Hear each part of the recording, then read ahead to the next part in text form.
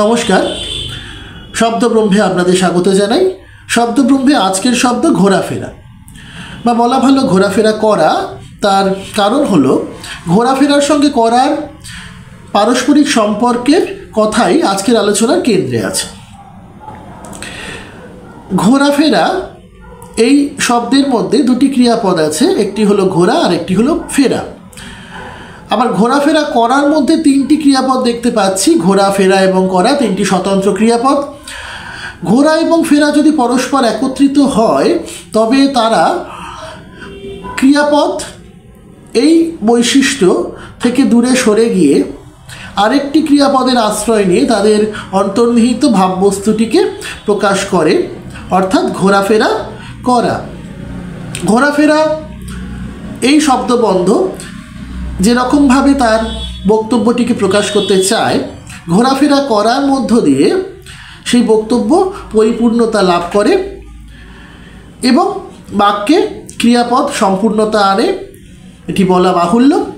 এবং সেই শর্তের অনুসরণ করে ঘোরাফেরা করার মধ্য দিয়ে আমরা যে অর্থ বা অর্থ বৈচিত্র্যে যেতে পারি সেটি হলো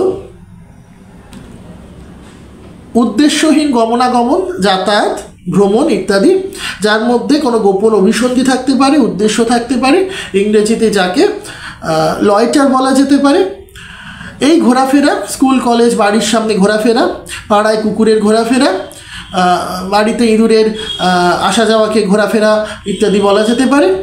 অর্থাৎ সেই উদ্দেশ্যহীন গমনাগমন বা কোনো একটি নির্দিষ্ট উদ্দেশ্য থাকতে পারে, কোনো গোপন উদ্দেশ্য থাকতে পারে।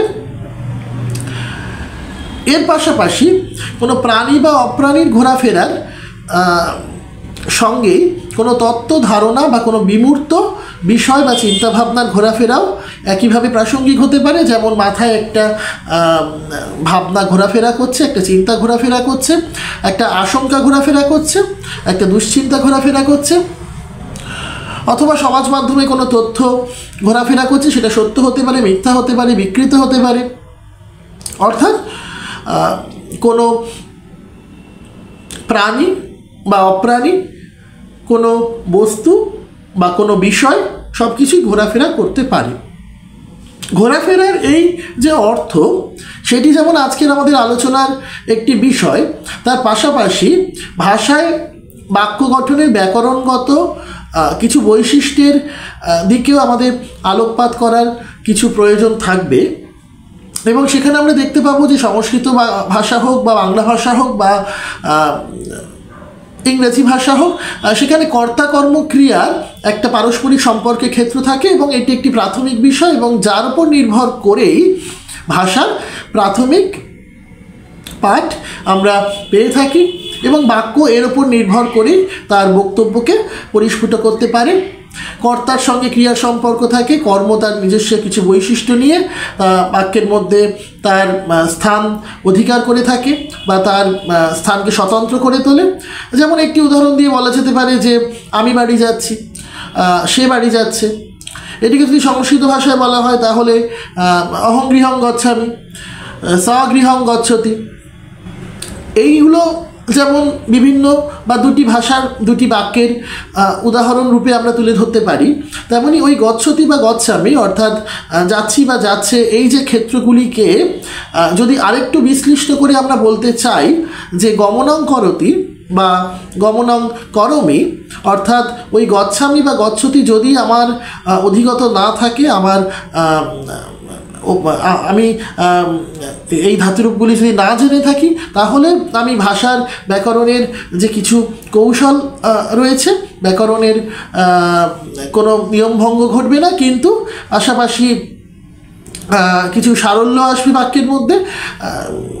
বিশেষত প্রাথমিক শিক্ষা কোনো ভাষায় যিনি গ্রহণ করছেন, সংস্কৃত ভাষার কথাই বলি, তার পক্ষে এই ধরনের বাক্য ব্যবহার করা বা বাক্যকে বুঝে ওঠা, উপলব্ধি করে ওঠা তুলনায় সহজতর। তিনি বলবেন যে বা তিনি এরকমভাবে বাক্য লিখবেন যে অহং গৃহং গমনং করমি, অহং গৃহং গমনং করমি বা স গৃহং গমনং করতি। তাহলে এই যে গচ্ছতি বা গচ্ছামি এখানে গমনং করতি গমনং করমি এইরকম হচ্ছে। তাহলে দেখা যাচ্ছে যে একটি ক্রিয়াপদকে দুটি পৃথক পদে ভেঙে নেওয়া যাচ্ছে। সেখানে একটি নতুন ধাতু ক্রি ধাতু অর্থাৎ টু ডু এটির আশ্রয় নিয়ে যে পূর্ববর্তী ধাতুটি ছিল, যে ক্রিয়াপদটি ছিল, সেটিকে অপর একটি পদে পরিণত করে নেওয়া হচ্ছে এবং সেটি ক্রিয়াপদ থাকছে না। যেমন ওই যে গচ্ছতি বা গচ্ছামি সেটা গমন হয়ে গেল, গম ধাতুর সঙ্গে লুট প্রত্যয় করে গমন করা হলো এবং গমনং করমি এই যে বাক্যাংশটিতে গমনকে কর্মে পরিণত করে তার সঙ্গে তারপরে ক্রিয়াপদ যথাযথভাবে এলো এবং তার সঙ্গে নিশ্চিতভাবে কর্তা বা ক্রিয়ার কর্তার একটি সম্পর্ক থাকবে। সেই কর্তা হলো অহম, সেই কর্তা হতে পারে স। এই যে সম্পূর্ণ বিষয়টি, এর মধ্যে যেটি আমাদের দরকারি সেটি হচ্ছে গমনং করমি বা গমনং করতি এইরকমভাবে যে ভেঙে নেওয়া যাচ্ছে বিষয়টিকে, যেমনভাবে গান করছে, এখন বলা হয় নাচ করছে। তো এই যে ব্যাপারটি, তা সেখানে দেখা যাচ্ছে যে এই নাচের একটি ক্রিয়াপদ আছে, একটি ধাতু থেকে একটি ক্রিয়াপদের মাধ্যমে নাচ এই যে বিষয়টি সেটি ক্রিয়াপদ রূপে প্রকাশ করা যেতে পারে। আমি নাচছি, সে নাচছে, আমি গাইছি, সে গাইছে। যদি না করা যায় তাহলে ক্রি ধাতুর সঙ্গে সম্পর্ক রেখে সম্পর্ক তৈরি করে তাকে প্রকাশ করার একটি ক্ষেত্র রয়েছে। আমাদের আজকের আলোচনার যে বিষয় সেটি হলো ঘোরাফেরা, এবং ঘোরা একটি ক্রিয়াপদ, ফেরা একটি ক্রিয়াপদ। ঘোরা এবং ফেরা যখন একত্রিত হয়ে গেল তখন ঘোরাফেরা হলো এবং ঘোরাফেরা তখন করা হলো।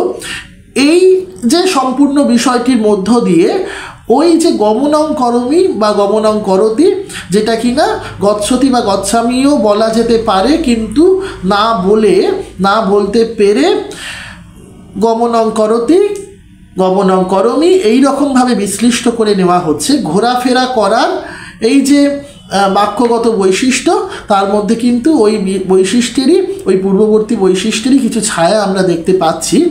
এটি সাধারণ বিষয়। বাক্যের যে বৈশিষ্ট্যগুলি থাকে, বাক্যের বিভিন্ন প্রকাশভঙ্গির যে বৈশিষ্ট্য, তার একটি অন্যতম বিষয়।